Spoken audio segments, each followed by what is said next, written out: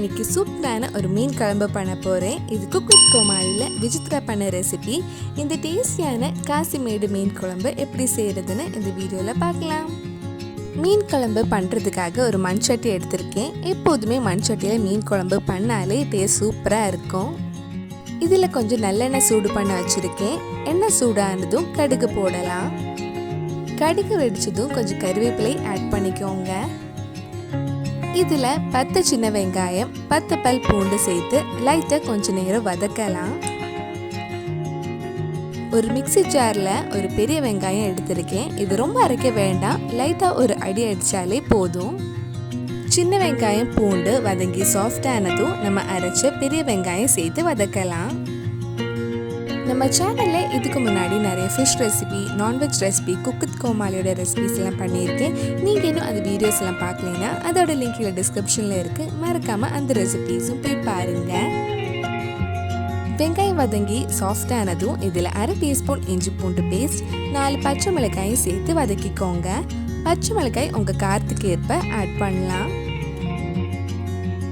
நம்ம வெங்காயம் அரைச்ச மாதிரியே ஒரு மிக்ஸி ஜாரில் ஒரு தக்காளியை எடுத்து ரொம்ப அரைக்க வேண்டாம், லைட்டாக ஒரு அடி அடித்தா போதும். வெங்காயம் நல்லா வதங்கினதும் நம்ம அரைச்ச தக்காளி சேர்த்து வதக்கலாம். வெங்காயம் தக்காளி எல்லாம் சேர்த்து நல்லா வதங்கட்டும். உங்களுக்கு மீன் குழம்புல எவ்வளோ புளிப்பு வேணுமோ அதுக்கு ஏற்ற மாதிரி புளி தண்ணியில் கொஞ்சம் நேரம் ஊற வச்சுருங்க. வெங்காய தக்காளி நல்லா வதங்கினதுக்கு அப்புறம் இதில் மற்ற மசாலா ஆட் பண்ணலாம். இது கூட 1/4 டீஸ்பூன் மஞ்சள் பொடி, 1 டீஸ்பூன் மிளகாய் பொடி, 1 டீஸ்பூன் மல்லிப்பொடி, நல்ல கலருக்காக 1 டீஸ்பூன் காஷ்மீரி மிளகாய் பொடி, தேவையான அளவு உப்பு சேர்த்து அந்த மல்லிப்பொடி மிளகாய் பொடி பச்சை வாசனை போகிற வரைக்கும் வதக்கலாம். மிளகாய் பொடி உங்கள் காரத்துக்கு ஏற்ப போட்டுக்கோங்க.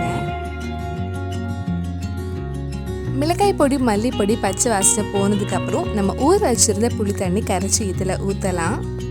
கூடவே உங்களுக்கு எவ்வளோ குழம்பு வேணுமோ அதுக்கு ஏற்ற மாதிரி தண்ணியும் ஆட் பண்ணிக்கோங்க. நான் 1 கப் கிட்ட தண்ணி ஆட் பண்ணியிருக்கேன். இதெல்லாம் சேர்த்து நல்லா மிக்ஸ் பண்ணதுக்கப்புறம் கொஞ்ச நேரம் நல்லா கொதிக்கட்டும்.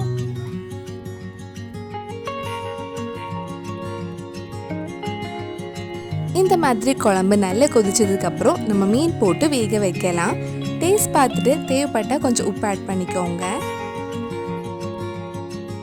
மீன் போட்டதுக்கப்புறம் ரொம்ப கிண்டி விடக்கூடாது, லைட்டாக கொஞ்சம் கிண்டி விட்டதுக்கப்புறம் மீனை வேக வைக்கலாம்.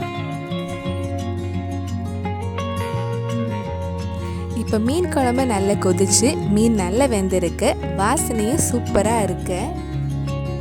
கடைசியாக கொஞ்சம் வாசனைக்காக கொஞ்சம் கருவேப்பிலை போட்டதுக்கப்புறம் ஆஃப் பண்ணிடலாம். அவ்வளவுதான், ரொம்ப சுவையான காசிமேடு மீன் குழம்பு ரெடி ஆயிடுச்சு. கண்டிப்பாக நீங்களும் இந்த ரெசிபி உங்கள் வீட்டில் செஞ்சு பாருங்கள். பிடிச்சிருந்தா இந்த வீடியோவை லைக் பண்ணுங்கள், உங்கள் ஃப்ரெண்ட்ஸ் அண்ட் ஃபேமிலிக்கு ஷேர் பண்ணுங்கள். வேறு நல்லா குக் வித் கோமாளி ரெசிபி நம்ம சேனலில் ட்ரை பண்ணலான்னு கீழே காமெண்ட் பாக்ஸில் சொல்லுங்கள்.